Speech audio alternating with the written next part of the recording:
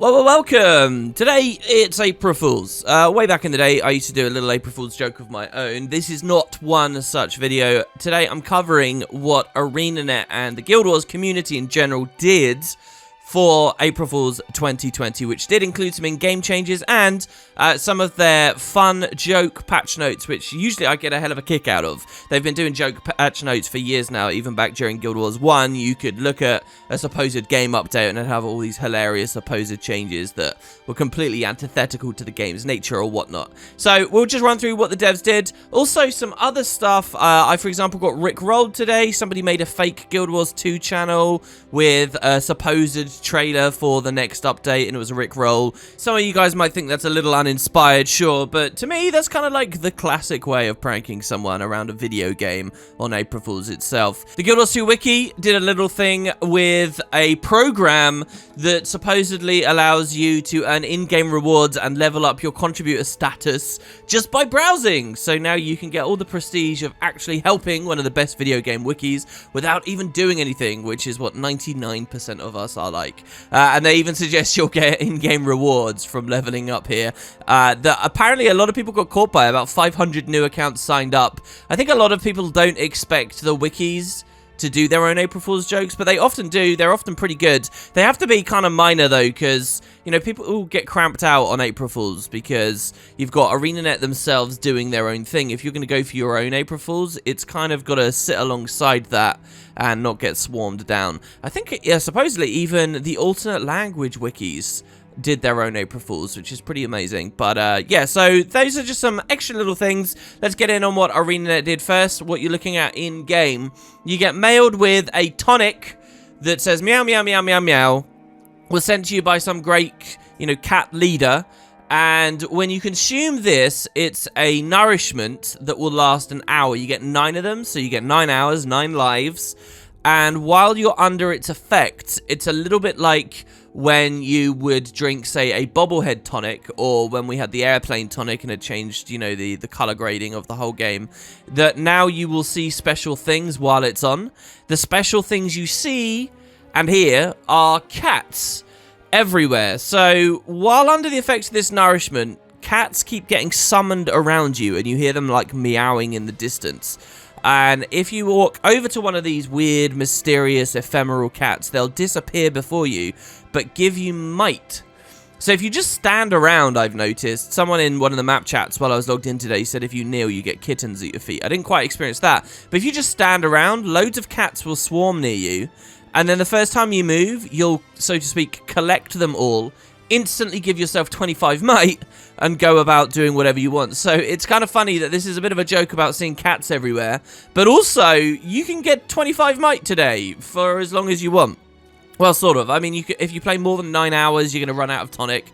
And also, it does specify that these items will go away after April Fool's. So before any super nerds out there genuinely think this is something they could do for their build craft, it will only be for today. But I'm not actually sure whether this effect takes place in some of the more structured areas of the game, like PvP. I'm pretty sure it shouldn't. Or like in raids or in dungeons and fractals. Fractals tend to get a bit of a free pass, so I wouldn't be surprised if there are some there. But so that's one element. Another side of it is, while under the effects of this nourishment, or perhaps, to be honest, it's just always, maybe you guys can confirm for me in the comments, because I didn't check, there are also giant cats, god-sized, enormous, skyscraper-sized cats in various areas around the world. So definitely there's one in each of the main cities, and also if you go to Gendaran Fields and look inside Lion's Arch, if you remember where that old swinging boy Easter egg was, maybe still is, there's a giant cat up there above the city gates as well, looming down on you. There's one out in the waters of Lion's Arch, there's one in that northern area of the Grove that it covers a lot of space on the world map, but we've never actually really been able to explore. Sure, you can break out of the map, but there's no actual real content there. Well, there's a cat there. There's a cat floating behind the Super Adventure Box, which, if you guys caught my previous video, you will know the Super Adventure Box itself isn't arriving in the game today. It's actually being shuffled to halfway through the month so that we can enjoy April Fool's for what April Fool's is, and then have the festival pushed back a little bit later. So, and I'm sure that also has the nice benefit of separating the gap between the two most recent Icebreed Saga episodes as well. So, yeah, right now you can't play the Super Adventure Box, but there is a giant cat with a cat bauble there. One of the more interesting ones, I think, is the one that's in the water at Lion's Arch, which is another Easter egg very blatantly on display now. One of the weirdly little-known Easter eggs of the game is one of the cat models in Guild Wars 2 has a little, necklace, a little collar, and the tag on the collar actually has a picture of a burger, and it says burger underneath it.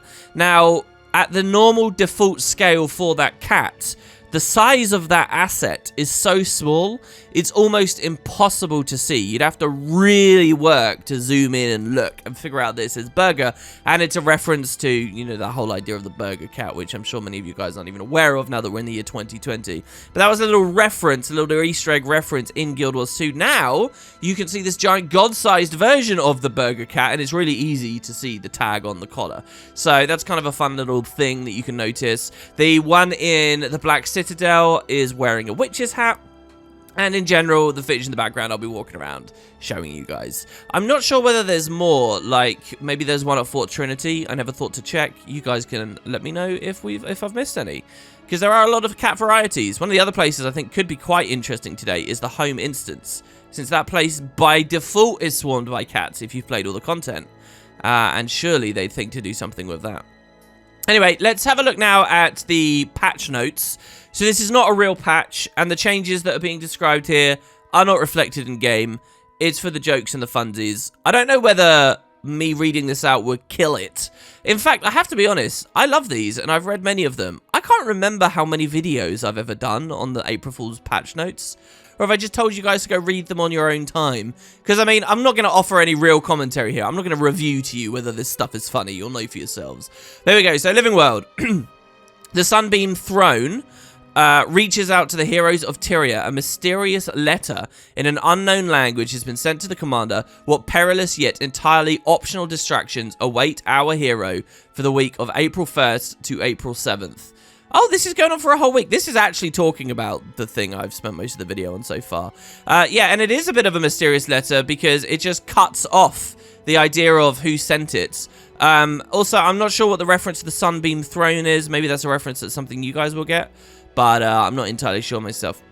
Then they go on and they say, World Polish, due to increased popularity, the Metal Legion shows will now require tickets. Tickets can be purchased through the Blood Legion supply office and are available for shows up to a month in advance. And so, of course, this isn't actually a change, as will none of the other ones going forwards.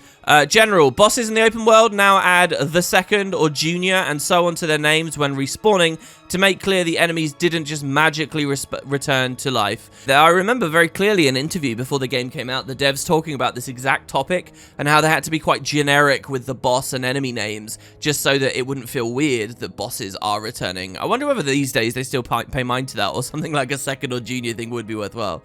Merchants now have a daily gold limit for purchasing items. For the personal story, home instance NPCs now complain that you never call or visit. We corrected missing dialogue lines in the Asura, Norn, and Quaggan romance options. Oh, there's no Quaggan romance. You've just made me realize that, ArenaNet. That's very sad. Norn characters can now choose Jormag as their Spirit of the Wild guardian during character creation. I like this idea. That's kind of like, being a Char and being chosen as being allowed to be the Flame Legion, or being a Asura and being allowed to be the Inquest, right? It's essentially saying you're a son of Svanir. And I wouldn't be surprised if the Icebrood Saga hadn't have been a saga but was a full expansion. We might have seen something Revenant-y to do with, these other spirits of the wild, and maybe even Dragon might get a look in. It's kind of funny, right? So items. Minis can now be sorted by cuteness in the hero panel.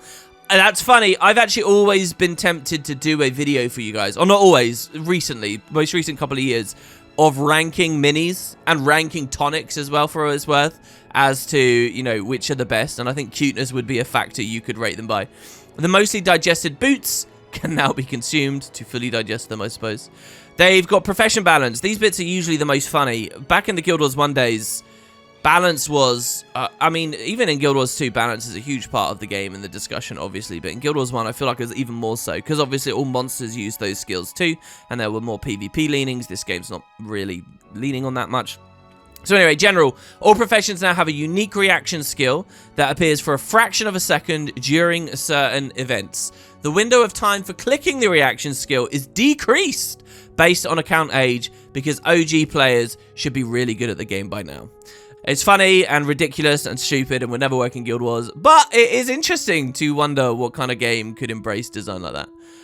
The taunt condition now lasts until the player types a retort in the chat panel. Again, it's interesting to think about a game that integrates the chat panel into design a bit more. So Elementalist, their reaction skill is Surprise Achievement. It can be used to complete certain event objectives in the open world, including watering crops, partying, and entertaining cows. I really like this because I guess what they're doing is referencing the new player experience and the early Queensdale stuff that got turned into just press F, right? Weavers can now swap from tailoring to a second crafting profession while outside of combat, which of course doesn't mean anything. They can do that in combat, can't they? Oh no, you'd need an NPC. I wonder if there's a place in Guild Wars 2 where you can be in combat and talking to a tailoring NPC. I would suspect that the little crafting areas, like the one in Mount Maelstrom... Wait, there's not a crafting one in Mount Maelstrom. But in all the starter maps, maybe you can lure an enemy over there, and you could do it in combat. Anyway, they're sent out of combat. Engineer reaction skill. Engineering solution can be used to solve maths problems, correct flawed structural designs, or resolve various issues if they occur within close range of the engineer. Engineer skills that create or utilize mechanical tools now require scrap metal on use. Scrap metal drops from some enemies when they are defeated. You can actually amass collections of scrap metal in the game at the moment. Certain events as well, right? The Guardian reaction skill is Virtue of Prudence. It can be used to automatically select the most morally defensible option in branching dialogues. The Dragon Hunter specialization has been renamed It's Complicated to reflect the Living World story. Because, of course, we're not just dragon hunting anymore. To resolve littering complaints, Firebrand tome skills must now be retrieved page by page before reuse. Hilarious to realize they could actually do that as a mechanic. For real, they could do that as a mechanic. We know that they have the ability to like collect little items like the unstable magic and stuff. Mesmer, reaction skill, an illusion this whole time can be used to restart the current story chapter and leave other characters baffled by your trickery. Attempting to use a shatter skill, that's a bit like what Jenna did in the living world, really. Attempting to use a shatter skill with no illusions now shatters a random character in the current map, prioritizing unnamed and non-player characters. Necromancer. Fast resurrection can be used to revive dead story characters if the player finds the body within one story chapter of their demise. So, let's think. When Tybalt dies, can you find his body immediately after? You actually can, because there's that dynamic event in Bloodtide where you see him. That's kind of funny. Characters in the open world and PvP will now react with terror at the sight of any Necromancer pets. That joke fell kind of flat for me. I mean, am I missing something, or are they just saying that, you know, Necro pets look great? It looks like they were really struggling to find an extra thing to say for the Necro. For Ranger, positive reinforcement can be used to praise your pet after they do well and ruffle their cute little ears, or whatever they have, if it's like a jellyfish or something. Pets must now be kept on a leash while within any major city. They could do that as well. You know that they have that, like, rope little animation, or I'm not even sure what you'd call it, effect that they've put on a few times. You could totally have that. Revenant. Reaction skill. Legendary Commander Stance can be used to attune the player to their own legendary deeds, freezing the player unless there is a nearby engineer who uses their reaction skill to break the recursive loop. That's fantastic. Revenant legends now have tag-out dialogue with each other based on which legends are being swapped. Now, most of these, I can see why it's a joke, and then I can see why it'd even be funny to entertain the idea of it really happening. This just sounds like it's like a cool thing that they would have wanted for the Revenant, but never had time to do. That just sounds good, doesn't it? Like, you're Jarlis, and you're going to turn into Malix, and Jarlis has some snide comment about Malix, right? That would be awesome. Obviously, it's like super down the line and way too much effort to go to for one profession, and they, you know, I'm pretty happy we've got what we've got in terms of legend dialogue while we're idling and stuff, but even that sounds really fun. I don't even see the humor in it. I just think that sounds fun, and I lament the fact that we don't live in a world where every little idea and whim can be implemented. Pickpocket can now be used to steal minor items from other characters and players. I wish we had examples of minor items, and still, this skill now requires free inventory space to use. I wonder, the original version of this No, there's no way. It was always just like bundle items, wasn't it? And environmental items. Warrior. Dual wield allows up to 2 warriors to be wielded at once by another player. So you can wield the warriors themselves. Which is kind of like wielding 4 weapons in each hand. So it's like 8 weapons, guys. Berserker armor penalty has been increased to -3,000. For PvP, following Swiss, we will be gradually rolling out tournaments in other regions of the world. And for World vs. World, matches will now take place between 2 servers. A 3rd server will act as an impartial observers and judges during the match. Which is kind of funny, because I bet in certain matchups it can feel that way, right? So there you go, guys. That's basically what ArenaNet did for April 2020, April Fools. We still got a lot to talk about, of course, with regular, normal things of the game. Super Adventure Box itself will be coming in just a couple of weeks. I'll keep you in the loop with all of that stuff. If you feel I'm misinterpreting any of these, do feel free to let me know. And until next time, guys, take care. See you shortly.